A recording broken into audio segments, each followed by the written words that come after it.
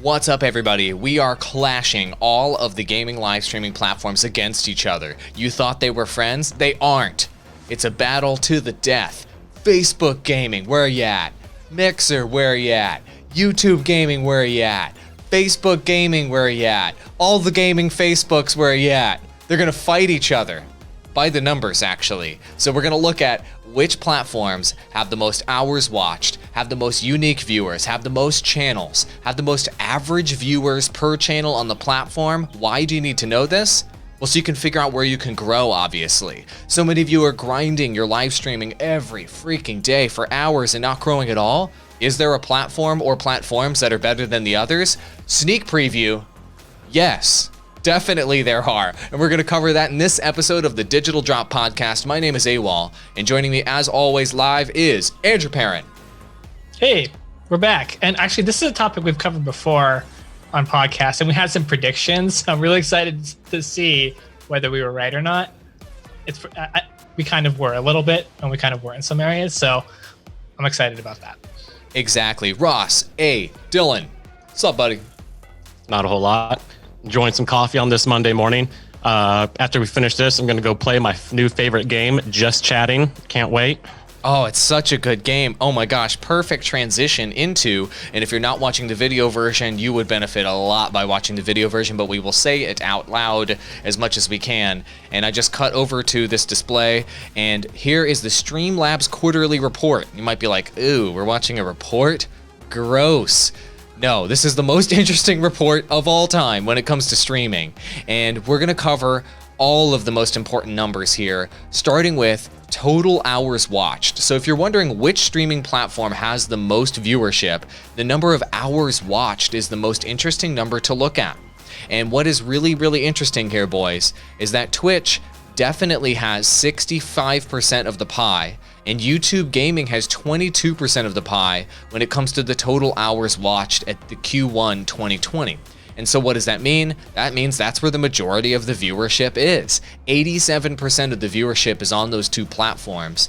Facebook, though, grew up 11% of total hours watched out of all streaming platforms. But here's the really interesting bit. Andrew Parent, what's going on with this little guy right up here? What's this platform? It's called the Mixer? The Mixer. Yeah, so we're going to get to a lot of these different numbers, but Mixer only at 2%. Mixer's hours watched are abysmal, and they've been going down. And so, I mean, a bit of a spoiler in this report, everyone's streaming numbers are going up. Why in Q1 2020? Because we're all stuck at home, and more people are looking towards online streaming entertainment and participating in online streaming entertainment to get their social fix, to get the human necessity that we all need to be connected with other human beings. And when we're isolated in a house and we are supposed to not be leaving and we need to have social distance, this is a good solution for that. So it's been growing. And for as long as we're stuck in the lockdowns in different areas around the world during COVID-19, this is going to be bigger and it's going to grow more. Mixer is not, though. And if you think back, I don't know how much you guys know about Mixer, but in the past, they've acquired Ninja, one of the biggest streamers on Twitch. We had a podcast about this where we predicted that it wasn't going to go great because they got Ninja and they got all of these other people who wanted to be Ninja and stream.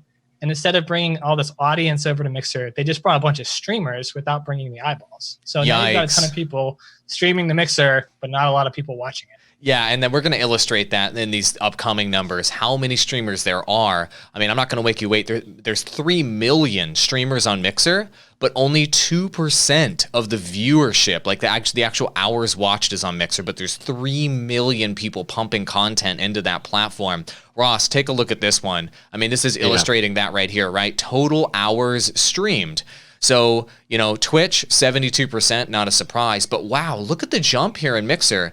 Only 2% of the hours watched are on Mixer, but 17% of the hours streamed are on Mixer. What could that mean, Ross Dylan? It could mean you better find a different platform to start streaming on than Mixer. I mean, that's just the only logical thing. That's the only logical way to look at this. I mean, props to Ninja for going over, and props to Ninja for taking a lot of, I guess other streamers over, but unfortunately they're not taking the viewers over. I mean, I'm sure he is, but nobody else is. That makes sense. And another interesting thing to look at with these numbers is the difference. What you want to look for is you want to look for more hours watched on a platform, but less hours streamed. And if you look at more hours watched, 11% and 22% with YouTube and Facebook, right? And you go down here, the hours streamed is lower, 3% and 8%. So you know what we always talk about on this podcast, which is super boring. It sounds like your economics class. It's called supply and demand. And the supply is the hours streamed right here. And so there's a low supply on YouTube and a low supply on Facebook. But if you look at the numbers up here, there's a high demand with a higher number of hours watched and a higher number on both of these platforms. So if there's a low supply and a high demand, that means that those platforms are going to be a better opportunity for you to grow. But here's the mind-bending part. Perrin, look at this. The unique channels in Q1. Look at how much of the pie Mixer has and how little of the pie Facebook has. This was fascinating to me. This blew me away. Yeah, so I love the pie chart because you get that piece of the pie analogy, right? So back on the last chart, you have 17% of the Mixer people fighting over 3% of the pie, and 36%. Like, look at all the different unique channels. It's like all these streamers are fighting over 3% of the pie, where you could be in the Facebook category, this 1%. Look how many like non-unique channels there are on Facebook, and how much of the pie they represent. Like, no one's fighting over Facebook's larger chunk of the pie. Just from a pure numbers standpoint, it doesn't make any sense to be a Mixer streamer because you're fighting over too small of a piece of the pie. It's like everybody fighting for the last piece of apple pie, right? Or more than half of your family fighting for that one piece when there's like a whole quarter pie over here that you're just forgetting about. So, and YouTube also being, and this was the one I was talking about in the beginning that we kind of predicted, because YouTube had kind of given up gaming, live streaming a bit. They had stopped focusing on it. They destroyed the app, right, for the gaming thing. But then they acquired a deal with Activision Blizzard for esports streaming, exclusive streaming on their platform. Yeah. So I think those business decisions are super interesting because you have Mixer making a business decision to let's acquire a streamer. Let's acquire like the biggest streamer to blow up a platform, right? And now we're seeing how that played out. Where YouTube is like, instead of acquiring one guy, let's acquire what streaming was built on in the first place, esports. Like, that's where Twitch was built. Twitch was built off of League of Legends esports, and we'll get to those numbers in a second. It sure was. Yep. But YouTube knows this and like, well, let's not buy one streamer. Let's buy esports. Let's buy a reason for people to come watch. Like, I was pre-show here, I was talking to Ross. I'm like, I can't think of any reason to go watch Mixer. I can't think of any unique esports event that goes on there. Now, there might be some. I might just not know. But off the top of my head, I don't know of any. And I can't think of any because they haven't marketed any and they might not even have one. Maybe they do. I don't know. But my point is they haven't focused on an initiative to get more viewers to their platform. They thought that's what Ninja would do. I don't think that they realized that he would be bringing over a legion of people who wanted to be just like Ninja and stream and not watch. And that's exactly what happened. So in terms of business decision, I think YouTube made a really strong business decision, even though they gutted their gaming live streaming app and they've had some rocky stuff there. Because of that, the number of people streaming to YouTube dropped, which actually created an opportunity, that's exactly what we had predicted in the last podcast, was that YouTube would create an opportunity there. So, and you're seeing that right here. That's right. So for those of you listening to the audio version or can't read these tiny numbers, Twitch has 6 million unique channels in Q1 of this year. Mixer in second place with 4 million unique channels. Then there's a giant jump down for third place, which is YouTube Gaming at 800,000. And Facebook is a giant jump down from that at about 130K. So when you're thinking about where do I want to break through? Where can I get traction? Where can I punch through?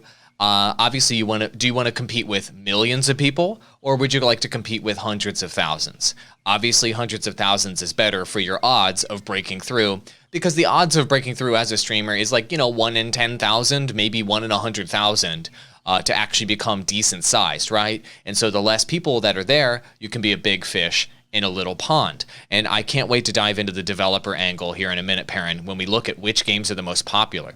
But if you look at Ross, how this has trended over time with total hours watched, versus January to February to March, it's held pretty steady. But interestingly, do you see this little uptick here in Twitch? Twitch actually increased over this period of time by 20%, whereas every other platform actually remained the same. So what do you make of this? Good question. To be completely honest, I was going through on the chat on Twitter. Oh, it's okay. I know the answer. So the answer is... go ahead. Spoil it for me, because esports is the answer. So esports and events are the answer. And that kind of ties into what Perrin was talking about a moment ago. And we can take a look at these numbers right here. If you look at the top esports watched in Q1, Perrin is always talking about speed running. Games Done Quick being the biggest speed running event. With 22 million hours watched. That's insane. And then, of course, League of Legends has been hard carrying Twitch for a long time. But Games Done Quick is a wildly popular event that raises over $1 million for charity per stream. And you get to, and what's interesting about it is they're playing all of the least relevant games. So this isn't Fortnite. This isn't, this isn't Valorant. This isn't anything that's hot today. This is just old stuff. Legend of Zelda, Ocarina of Time, old platformer games. Just Banjo-Kazooie, I think, was speedrun. Like, old, irrelevant games are now made new and relevant. And it's interesting that this is the top event in live streaming, is to watch these old, irrelevant games made new, essentially, by the speedrunning community and bringing them back to life, which is wonderful, in my opinion. I want to speak on this a bit, too, because Games Done Quick, specifically because of their connection to charity and how they run their event. I watched the whole event. It wasn't last weekend, but the weekend before.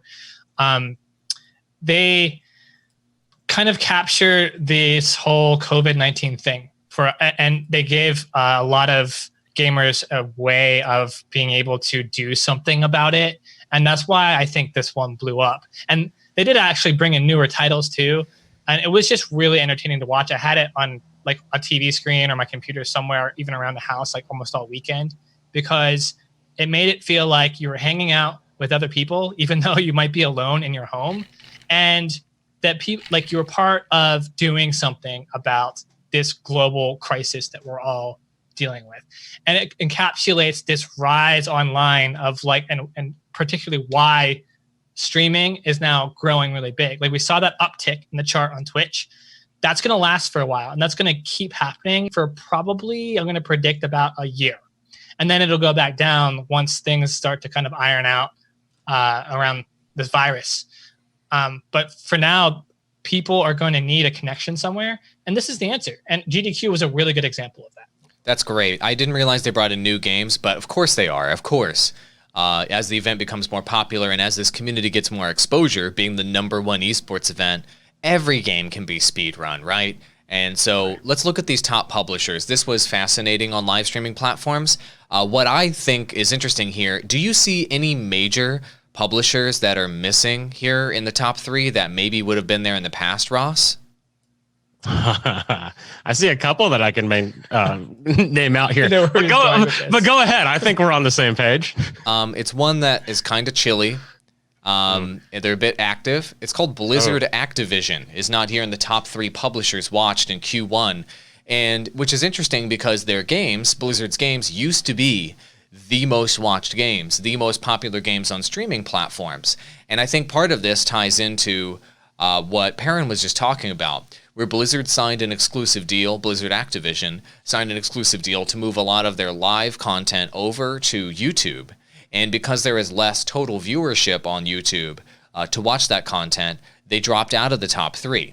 But do you think that there are any other factors here, guys, that could contribute to Blizzard not being in the top 3 publishers? I mean, they used to be the esports publisher. Now, obviously, arguably, you could say Riot was always king because they have League of Legends, but, you know, Blizzard had a library of very successful esports titles, way more diversified, right, across every genre. But now, they aren't even in the top 3. Valve is there. Epic Games is there in terms of top publishers. What else could be contributing to this? I mean, I think they tried to gear up Heroes of the Storm as like one of their major esports, and I think its lack of popularity really affected this a good bit. I mean, they're really gearing that to be like the League of Legends, Dota 2 competitor, and that just didn't really pan out to be that way. I mean, it's a great esport to watch. It's just the popularity of the game is just not there. It's just not there. It just wasn't as successful as I think they had planned. So without that, what do they have? They've got Hearthstone. I mean, StarCraft 2, but is anybody really watching much of StarCraft 2 anymore? You know, there are legacy viewers for StarCraft 2. It's certainly not growing. It's not growing, and it's not anything like you know, the consistency and the popular power of League of Legends or the other MOBA type content. I really think it just comes down to their MOBA didn't work out, and they had to kind of, you know, retool efforts and figure out another plan. And honestly, I do think they made a good decision though. The plan, let's just go straight with YouTube, and let's be number one on something if we can't be number one on Twitch. So as a backup plan, I think that was probably a pretty smart move. Yeah, I actually agree with that 100%.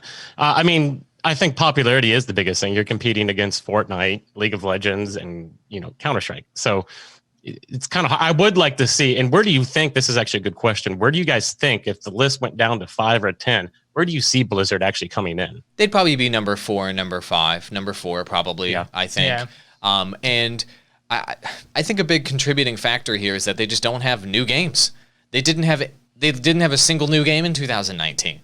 And the upcoming games they have announced are Overwatch 2, which is single-player content for an existing game. Okay.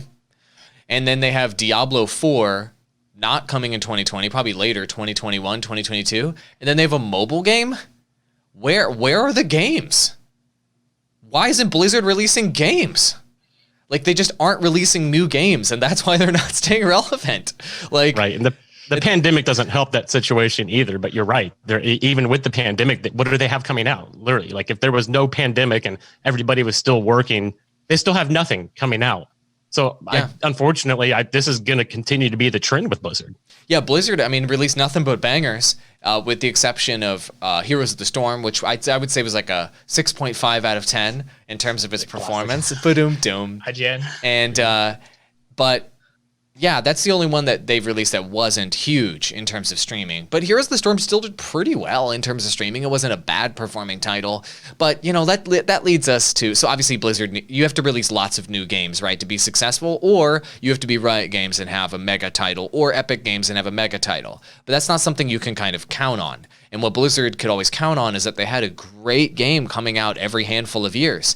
And when they don't have a mega title... When something kind of flops a little bit like Heroes of the Storm, that really affects your positioning on streaming platforms. And speaking of which, these are your top games on streaming platforms. It is no surprise to see League of Legends up here at number 1. You know, this game is 200 years old. Fortnite at number 2, not a surprise there. Fortnite, you know, obviously isn't going to be able to consistently topple League of Legends, the king of stream. But here's the interesting one. Let me scroll this up right here. What's this right here? It's called Juste Chatang. What kind of game is this? I believe it's a RPG. No, but this is really mind-blowing to me. Just chatting. And Perrin, you kind of hinted at it earlier when you were talking about how, you know, these events like the speed running and stuff are kind of replacing social settings. And I think this speaks volumes to it. And this was obviously a huge growing trend. And by the way, the channel is you just show up, you just talk, isn't it? Like I've legitimately never watched. You just show up and have conversations. It's anything but playing games, basically. Like, now obviously there's music channels out there, right? And there is art and graphic design channels out there. This is just literally just talking directly to camera. Like, you're just chatting with your audience, holding your cat. That's fantastic. Yeah. Then that's great that, because that is something that we're missing a lot of. We're missing a lot of socialization now. That's one of the biggest things the pandemic has taken away. And so with that, I mean, that's going to pass Fortnite soon. I mean, you're looking at 2 million away right now. That's going to pass Fortnite. Maybe this next quarter. I don't think this had the data for Fortnite's most recent event, which will blow up their numbers quite a bit. Oh yeah. Like a Travis Scott concert, like in game. Like, okay, that's like they had crazy numbers for that. But just chatting is going to keep blowing up, and like I said earlier, just because it's a human need, and it's nice to get that connection. We're gonna have more people streaming it because they're gonna want to have a voice and they're gonna want to share that. So they're gonna come to Twitch, not thinking of Twitch as such a gaming centric platform anymore. It's kind of funny because they started out as Justin TV, which was not gaming at all, and then they were like, well, in order to blow this up, we need to focus on gaming. So then it became Twitch. But now it's kind of coming backwards and coming back to the Justin TV territory where it's like, this is about a little bit more about not just gaming, which is still a huge component of it, but it's just about socializing online and having live interaction. And that's exactly what the just chatting category shows. That's going to be huge and going to keep growing for like the next year, for sure. Agreed. So let's go platform by platform here. The people wanted a versus. They wanted a battle. So let's look at Twitch first. Over time. And so we're going to try our best for our folks on watching on audio. But if you look at the hours watched on Twitch from Q1 of 2018, so basically 2 years ago to today, the hours watched on Twitch has increased from 2 billion to 3 billion. So basically it's increased by 33% in over the course of 2 years. So that's decent growth over time. There was a bit of a dip over the holidays, this year, but it went back up going into Q1. So Twitch is just kind of growing consistently in terms of the amount of demand there is for viewership, and it just keeps going up. So that's relatively healthy.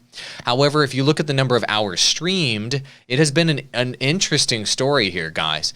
It was 75 million hours streamed 2 years ago. Today it's 121 million, which is definitely an increase, a significant increase in the number of hours streamed. But what you see here is a big spike 1 year ago and then a giant dip over the course of 2019 where it really went down. And that giant dip in hours streamed happened with all these community issues that Twitch has been experiencing, with Mixer leaving, with Shroud leaving, with big Destiny 2 streamers leaving the platform. There was a bit of a kind of slump there, and people are like, Twitch is going to die, and they're going to feel the pain.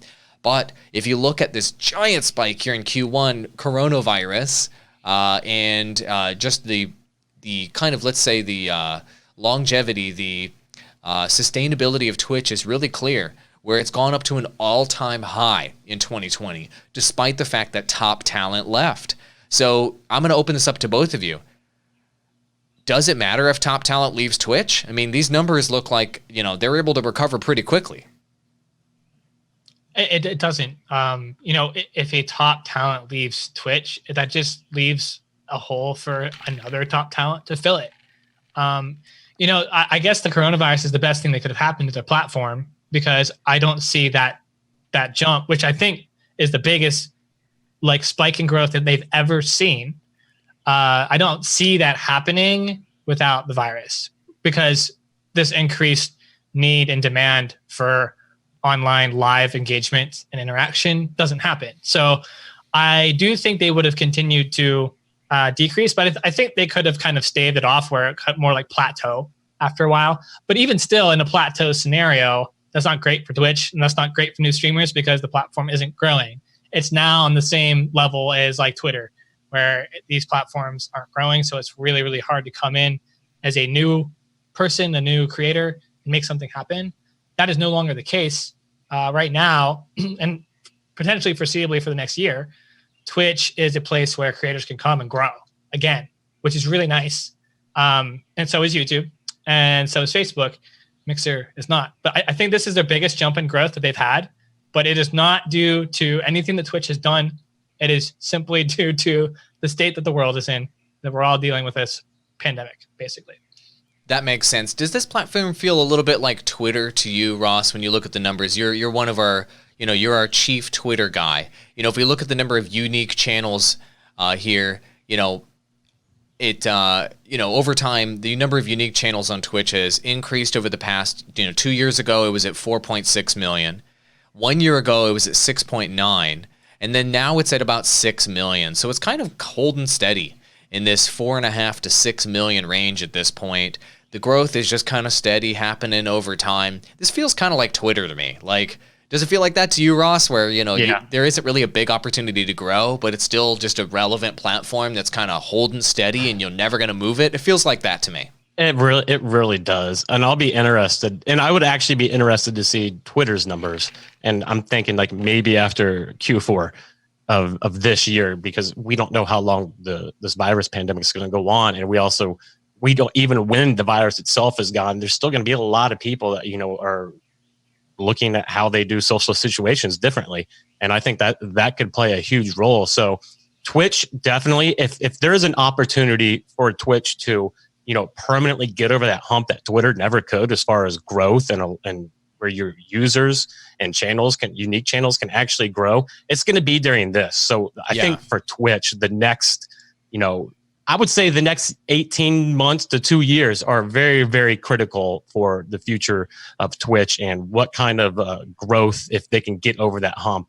That's going to be really interesting to see. That makes sense. They can't plateau forever. If they're continuing to plateau, then that's going to be a problem. Amazon's not going to like that. Now, here is the ultimate number that everybody needs to pay attention to. You guys maybe have never seen this before. The CCV. So this is the average concurrent viewers on the totality of Twitch. And we're going to be able to look at this for Facebook gaming, for YouTube, and all the others. And we're going to remember the numbers from the big one here and compare it. But this is the total number of viewers at any given moment, essentially, on average, that the platform has going for it. So this is the total pie that is available to you as a streamer that you could get a piece of. 2 years ago, 900,000 viewers total pie. 1 year ago, 1.2 million viewers total pie. Now in Q1 of 2020, 1.4. So if you look at the increase in the total size of the pie, the concurrent viewers, it went up from 900K to 1.4 million, though, over the course of 2 years. That is a basically 50% increase. That is a big increase, guys. Like, we talk about how Twitch isn't growing. I mean, that total pie is still, that's a big amount of growth there. So this isn't like a sad story like Twitter of it just went up just a teeny little bit. Like, that went up a lot. 50% is a lot. 500,000 extra concurrent viewers at any given moment is a lot of viewers, y'all. So I don't want to underplay that. I mean, what do you think? I mean, I feel like that's pretty damn significant. That kind of growth spike, I think that's a good sign as a creator to say, hey, there's growth here. And there's a piece of the pie here that I could get. When you look at the kind of like the amount of time it takes to establish yourself as a creator, I always assume it's like a 5-year period. And that's like a good case scenario, right? Where like you're starting out from a strong position, some things, and from the get-go, you start and you're consistent for those 5 years. You're now in a situation where there is a year here of kind of like abnormal, unprecedented growth across multiple different platforms because of this world situation we're in.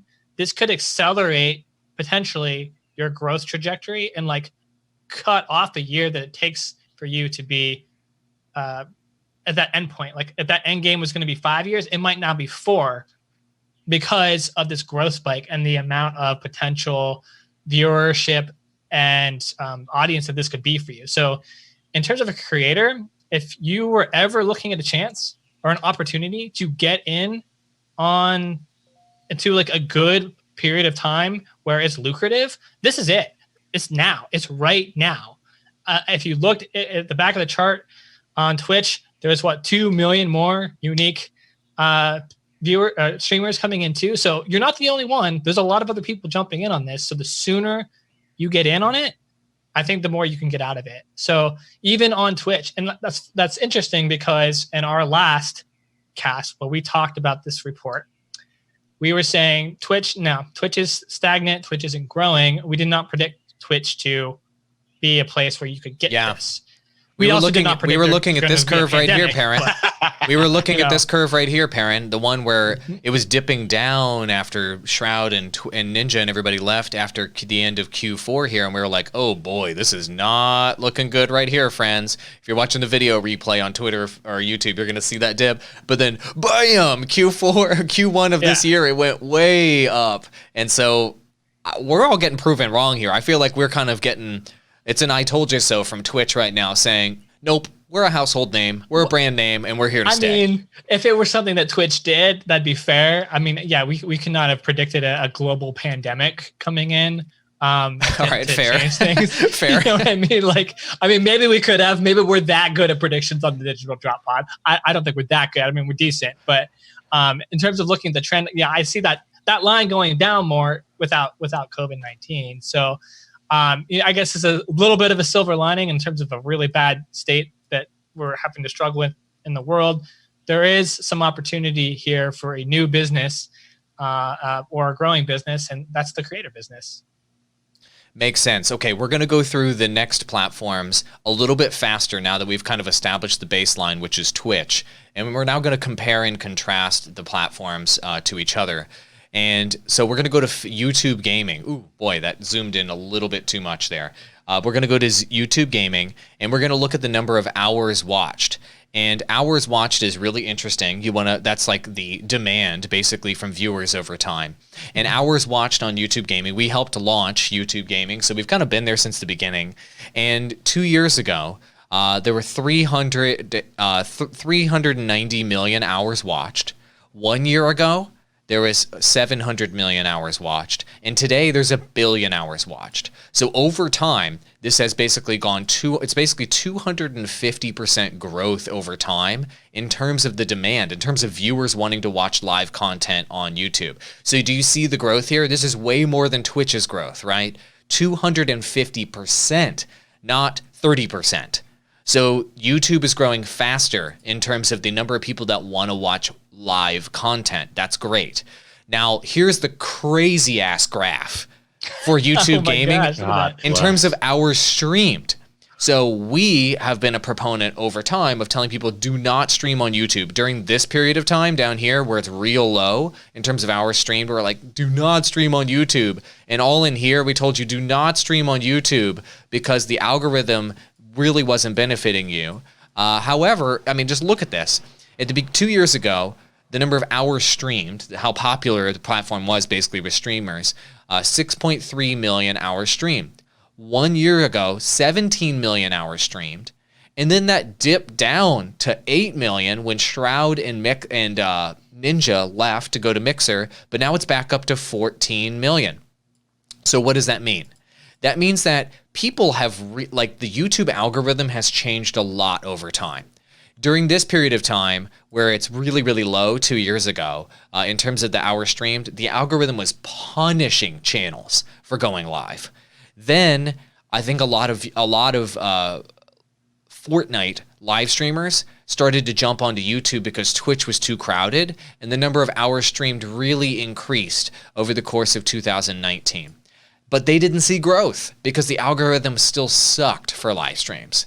And so they left and they went to Mixer. But now that a bunch of people left and went to Mixer, now there's just a wide open playground to actually get audience on YouTube. And so now people are starting to realize it and it went back up. So YouTube has been very volatile over time. And as it stands right now, the total amount of audience you can acquire on YouTube is growing. And it looks like people have realized that over the last 6 months, guys. Do you see anything else here? I mean, in the last two graphs for YouTube, I think this is an interesting question. That last increase on both charts, you've got that 8.8 million to 12, and then the 724 to 952. The next bump is not quite as steep, and that's the coronavirus bump. So would it be that high without there being a global pandemic? Or would it have plateaued at that point? I think that's interesting. That's an interesting question. I think my answer to my own question, I guess, and I want to know what you guys. No, let me ask you, Perrin, would it be though? I want to know what you guys think too. My thought would be that It is a bit of a bump, but it still would have grown, just not as much. I don't think as many people are turning to YouTube Live as much or thinking about it as much as they are like Twitch during the coronavirus. Yeah. I think some are just not as obvious or as much or people are turning to it. I agree. So I agree. It's not the household name. A plateau, Yeah. but it would be not nearly as steep of a growth curve. It's not a household name. It's not a go-to comfort food like something like Twitch would be, right? Like I'm going to turn on some Twitch and get some comfort food right now. People don't think I'm going to turn on YouTube to watch live streams. They think I'm going to turn on YouTube to watch videos, right? And what's the difference there, right? Like watching, so when I'm talking about earlier, this is social need. And it's the live portion of it is the most important part. Yeah. So lots of people turn to YouTube, yeah, but it's just like watching TV, kind of. Well, it's a little bit better because you can participate maybe in the comments and feel like you're part of this like creators thing. But it's that live interaction that we're looking for specifically right now, and that's what that chart tells me. That chart tells me is, it's all about the live right now. So consider in your strategy right now where live has such a big boon, it's such a big boost right now. First of all, live on like almost all the social platforms already way better for the algorithm. But right now, it's also just way better for human connection, and there's a greater need for it. So consider that in your strategy.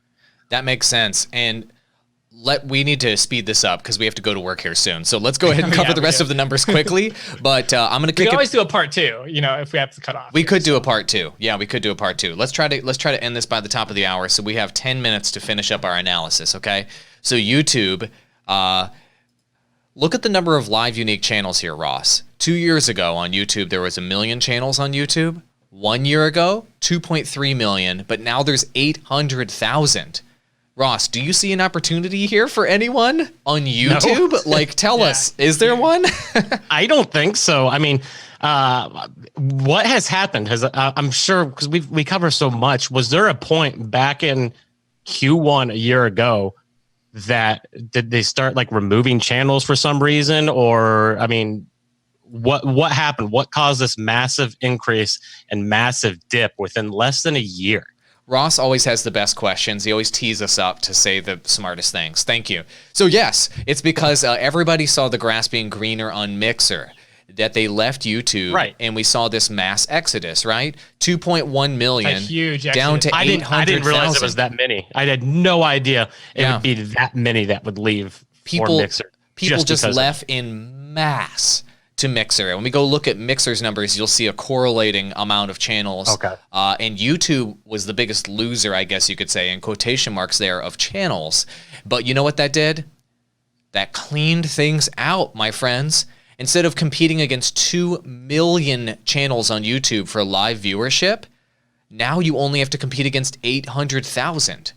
The competition just vaporized. It just cleaned out the garbage, basically. By more than half. That's huge. By more than half. So Thanos is pleased. You lost more than half of your competitors. Yeah, that's a great business situation to be in. It's such a great business situation to be in. More than half of your competitors are gone. And then take a look at this. The concurrent viewership on average on YouTube. For those of you that tuned in and watching to this point, this is one of the most important things for you to take from this live stream and from this video. Look at the concurrent viewership on average on YouTube. It is growing like gangbusters. 180,000 2 years ago. 1 year ago, 331,000. Today, 500,000. So the competition has decreased by more than half, but the number of concurrent viewer pie that's available on the platform has grown from 180 to 500,000. That's 250% growth in terms of hours watched and average concurrent viewers. So your competition decreased by half, but the viewership went up by 2.5. Supply and demand. So YouTube gaming, just by the numbers, is a way better platform to grow on than Twitch, just based on the numbers we've seen so far. Because the supply went way down, the demand went way up, as opposed to Twitch, where the supply stayed basically the same, and the demand went a little bit up. Make sense? Let's take a look at Facebook gaming in contrast. Facebook gaming total hours watched over time has grown exponentially as well, like YouTube. At 2 years ago, Facebook gaming had 164 million. 1 year ago, I'm sorry, that was 1 year ago. It was at 164 million. Today, it's over 500 million. So this is this is literally more than a 300% increase in hours watched on Facebook gaming. Now, Andrew Perrin, can you think of anybody out there whose name is Andrew Perrin that was telling people on the Digital Drop podcast 1 year ago that Facebook gaming is the #1 opportunity to grow your live streaming channel? Was there anybody out there named Andrew Perrin that said that? I felt like a broken record, like every episode of the cast, because I would always want to talk about this. And I'm glad to be validated and be right. It always feels good to be right.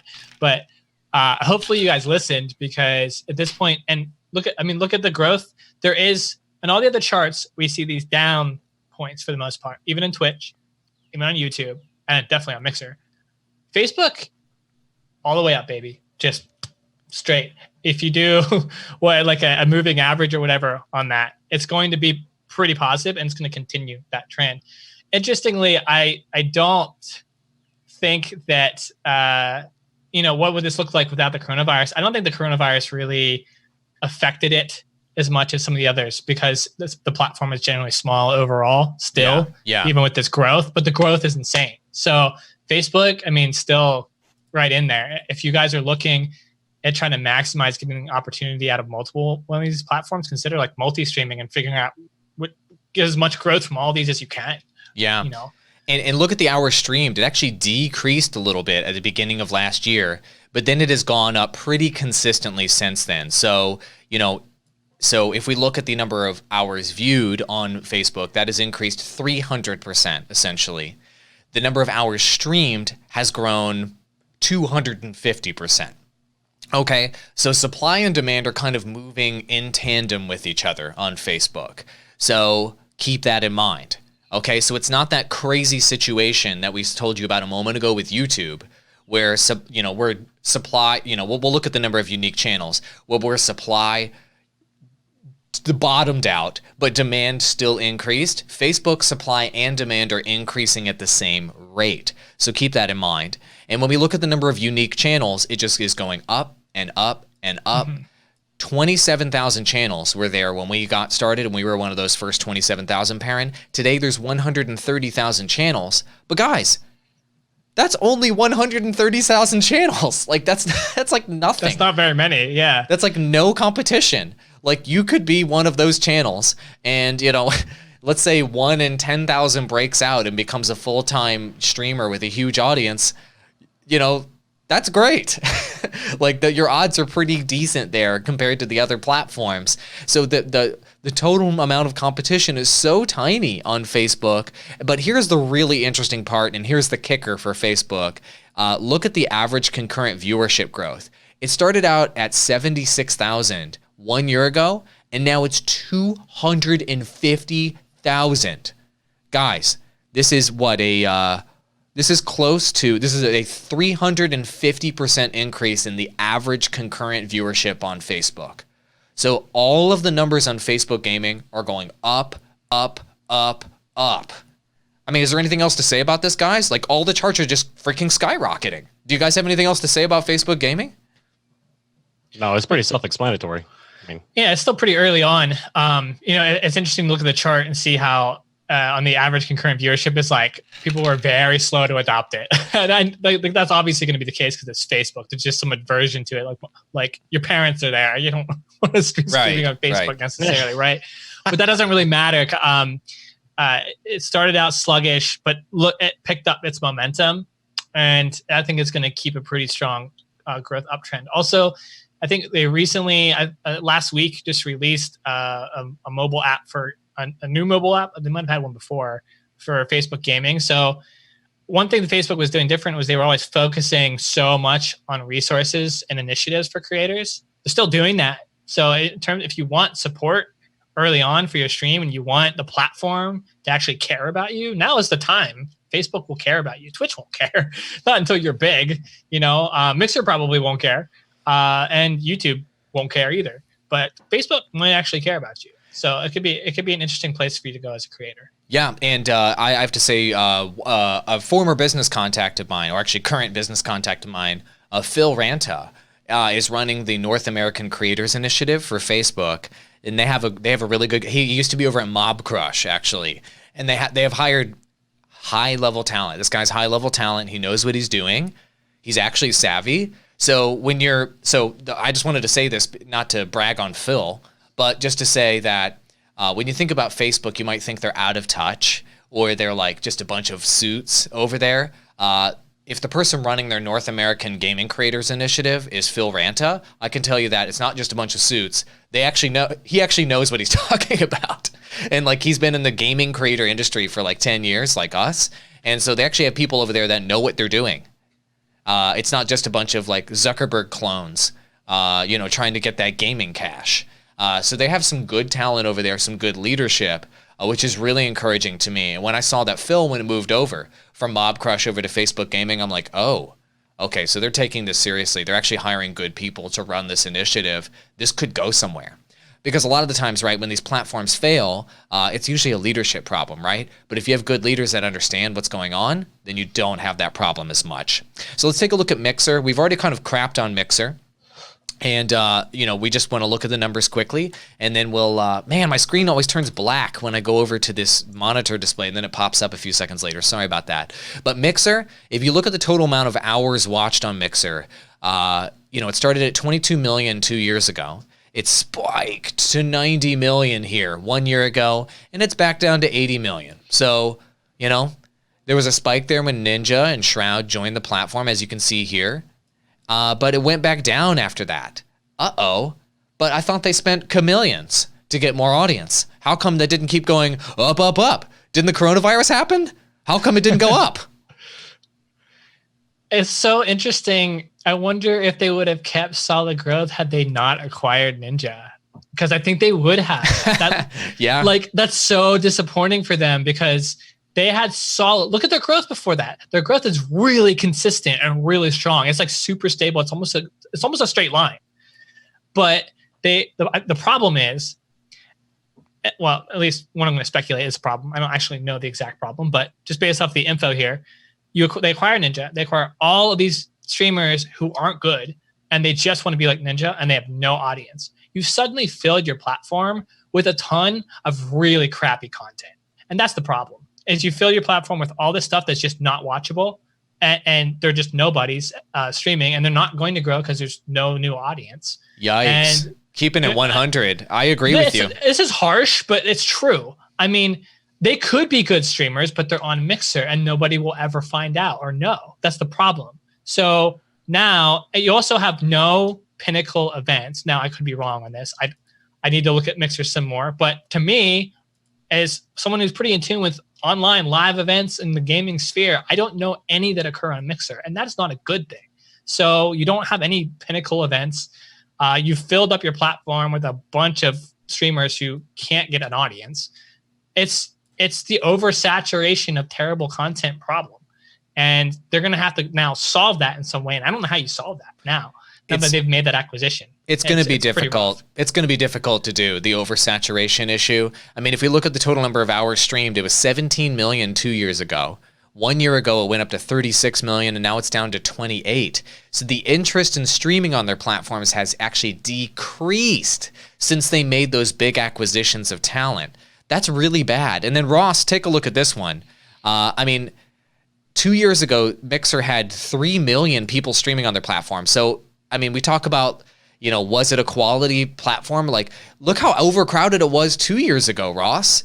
And then it went up to 4 million, and now it's kind of hanging steady at 4 million. Ross, do you think those 4 million streamers on Mixer have any chance to actually grow? No, not really. And I think the only reason for the upward trend right now at the very end that you can see there at Q1 is because of the pandemic. I think that number more than likely would have continued to decrease going down because of everything that you're pointing out right now and everything that you've pointed out in the past episodes about how there's just nobody watching on Mixer. There are people streaming, but nobody watching. And you can see that with the trend. And you can see that very clearly that streamers were starting to catch on to that finally. And I, if you go and look at all the other platforms that we just talked about, it's actually kind of surprising that Mixer's growth during Q1 is not actually larger than what it is now. And I think that actually says a lot about the platform. That makes sense. That makes sense. And here's the kicker. Here's the big number everybody needs to look at. If you stayed around to the end of the episode, this is the most important chart. It's the most important chart. We told you one that was important before, the CCV, the average concurrent viewership on YouTube. We showed you a moment ago. But take a look at the average concurrent viewership on Mixer. 10,000 concurrent viewers on average on Mixer 2 years ago. 41,000 1 year ago. And then 37,000 today. So at any given moment, if you go to Mixer, there will only on average be 37,000 concurrent viewers on the platform. But there are 4 million streamers. 4 million live streamers are competing for 37,000 average concurrent viewers. Let's just let that sink in for a moment. I mean, if you compare it, Facebook's bigger than Mixer now for sure. The average concurrent viewership is what, 258,000 on Facebook. It's there's 37,000 on minuscule compared that. Yeah, it's true. true. A fraction of that. 37,000. Facebook's a fraction of Twitch. So it's like Mixer is tiny in terms of concurrent viewership. It's the tiniest. Yeah, the total audience that you can get on Mixer at any given moment is 37,000. On Facebook, it's 250,000. On YouTube, it is 500,000. And on Twitch, it is 1.4 million. So do you see the gigantic difference between these platforms in terms of the total amount of pie that you can get and the competition? If there was only 37,000 viewers that you can get at any given moment, but you have to compete with 4 million people to get that tiny piece of the pie, I mean, you're basically just like a pile of rats, like scrounging it like an Oreo. Like, it's disgusting. Get out of there. Oh my God. Like, it seems like such a waste of time.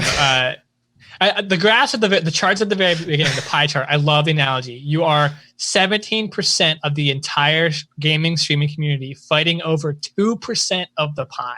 That just doesn't make any sense. It makes at all. No sense. Look at this. 2% of hours watched is Mixer.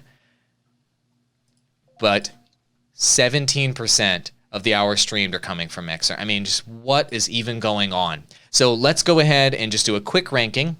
For those folks that I'm going full screen now, a quick ranking from best streaming platform to grow on to worst streaming platform to grow on in order. Andrew Perrin, what is your number 1 to number 4 based on the data that we have today? If you're trying to grow, this isn't if you're a big guy. Yeah, if you're we're not talking about if you're a big guy. We're talking about if you're trying to grow from 0, which almost everybody's trying to grow from 0 or small. Number 1 to number 4, go.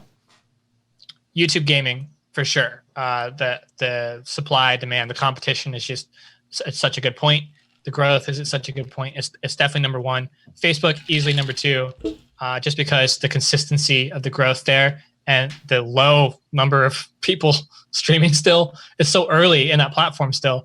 Then Twitch has now got a nice opportunity, even though everything's going up. There's just tons and tons more people watching. So you've got a chance there in this next year or so. So Twitch is number 3, and then Mixer, just forget Mixer. And unless you're doing like some restream strategy where you can just tag it on just to see, maybe you can pull a viewer or 2 from there. But like, don't waste your time. I mean, don't be part of that 17% of all gaming streamers fighting over 3% of the pie. That's just not really a smart move. So YouTube gaming, Facebook, Twitch, Mixer. Ross, hey Dylan, what do you think about that list? Would you change anything? Nope. I think there's an argument. I would not change anything. I think there could be an argument just depending on what you're trying to accomplish between maybe switching Twitch and Facebook. But I would tend to agree with Perrin 100% on that. I agree. So if you're an established stream, if you're an established YouTube, so I agree with the list. Facebook YouTube number 1, Facebook number 2, Twitch number 3, Mixer. Stop streaming on Mixer. So. Stop. It's just a dumpster fire. It's just a pile of bodies fighting. It's a pile of rats fighting over an Oreo. I don't know why I said that, but like that's what it looks like to me. It's like zombies like piling in on like a body and try. Anyway, I'll shut up.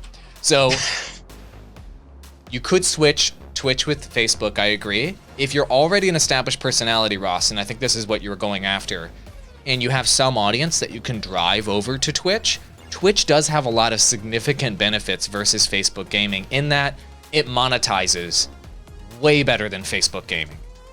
Way better donations, way better affiliate marketing, way better just ways to make money on Twitch versus Facebook gaming. And so you could definitely make an argument for Twitch for those reasons. If you have an audience to drive from YouTube over there, maybe from Instagram over there, maybe from Twitter, but not that many people have a Twitter audience only.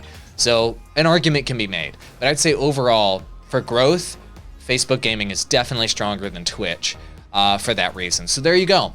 I think we're gonna call it, this is our longest live episode we've ever done. We're at 1 hour and we ranted quite a bit, but I think that this might be our most valuable episode we've ever done for streamers. So thank you so much for watching. We really appreciate it. There will be a video replay of this episode on YouTube. Search Digital Drop Podcast on YouTube if you want to catch that to see all the charts visually. We're live every single weekday at 9 a.m. Eastern Time on Digital Drop Twitter at Digital Drop Pod, and of course every single podcasting platform if you'd like to listen to the audio version of this. And if you listen on Apple Podcasts, give us a 5-star review. Guys, this was a fun episode. Any closing thoughts? It was great. I love doing these reports every single time. I love talking the numbers. If you guys are if this has changed where you're gonna stream, or if this has affected your strategy at all, let us know. And I want to know how that works out. I want some real-time data from you guys, so give it to us so we can do our own stats on this stuff. How about you, Ross? Any closing thoughts?